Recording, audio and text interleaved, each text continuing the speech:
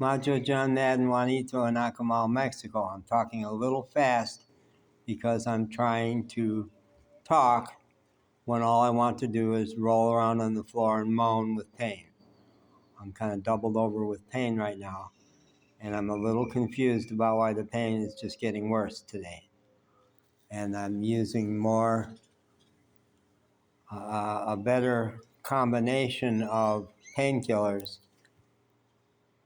that yesterday seemed to do the job, but today is not doing the job quite as well. I've been really sick for a month, and I want to talk about why I'm here. What's it all about, Ralphie?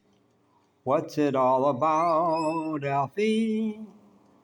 I was born 9 years into my mom and dad's marriage, and I was the little prince.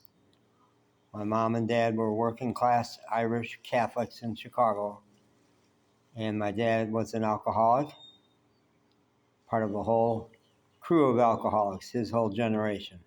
The men of my dad's generation were almost all alcoholics, and that phenomenon was so common in the Irish men of that era that they called it the curse. The Irish had a word for it. It's the curse. Actually, I understand it was not a curse. It was not something sent to them by God. It was something they were supposed to learn from. But it was way before the psychotherapy revolution. It hit Chicago, working class Chicagoans.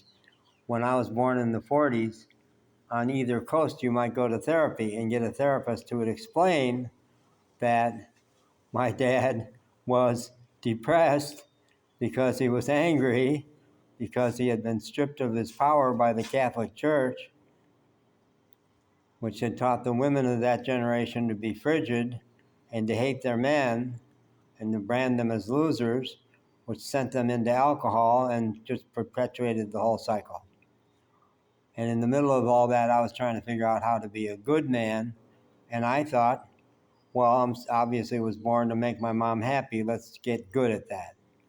And I never got very good at it. I got very good at it, but inconsistent. I would achieve and achieve and achieve, and then I'd act out. I'd be the class clown at school because I was under enormous pressure and at the same time was being sexually abused at home.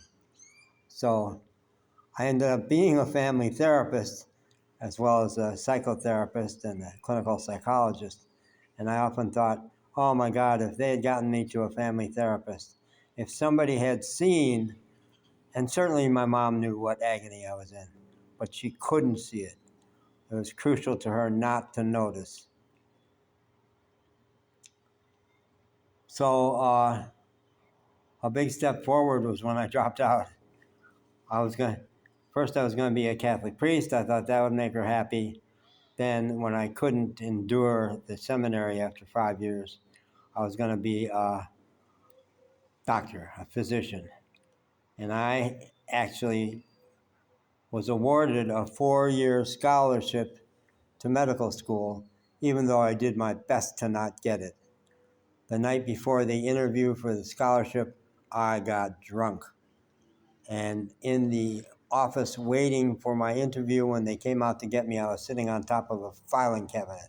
I might as well have been smoking a cigarette.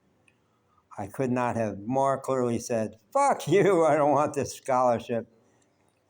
And I just went into the interview and just talked straight, just was myself. They thought it was awesome. They said, those were unusual doctors. For some reason, 2 out of 3 of them, or all 3, I don't know what the process was. They said, this guy's going to be good. Let's give him a scholarship.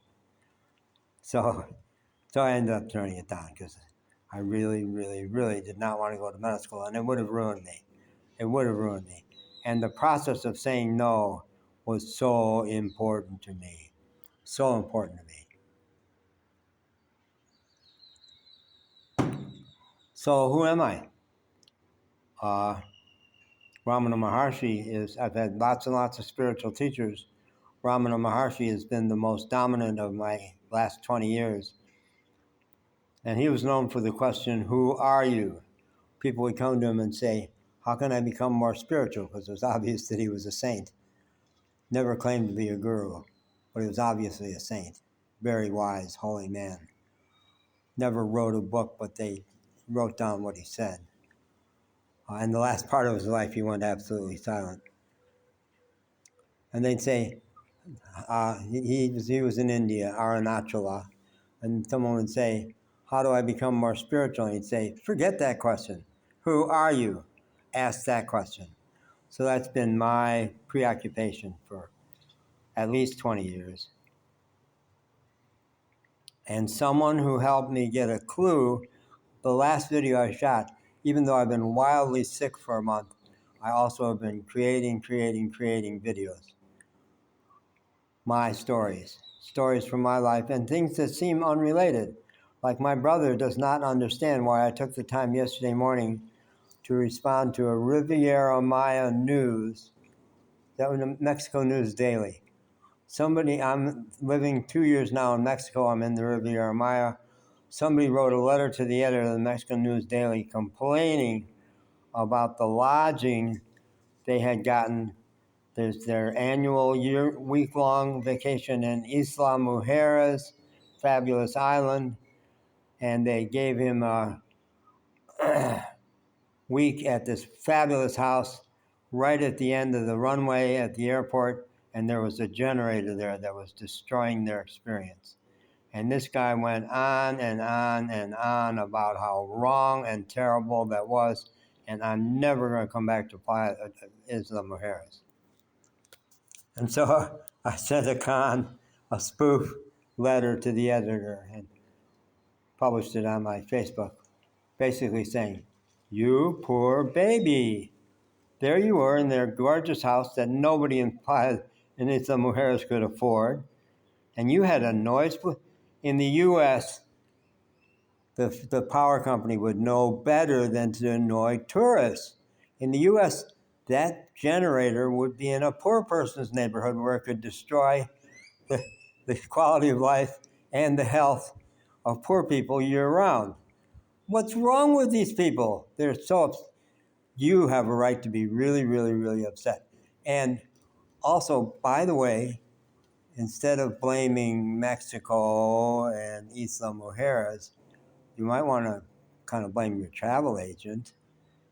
And, I'd also recommend just kind of talk to your therapist about how exactly it was that you ended up being such a self-entitled, whiny little bitch. I don't think I used that word. Well, Dennis doesn't understand why that was a good thing to do. Well, I know why. Because not taking people seriously, not being intimidated by wealth and power, and poking fun at what assholes people are is good for me to do, because it's good when people do it to me.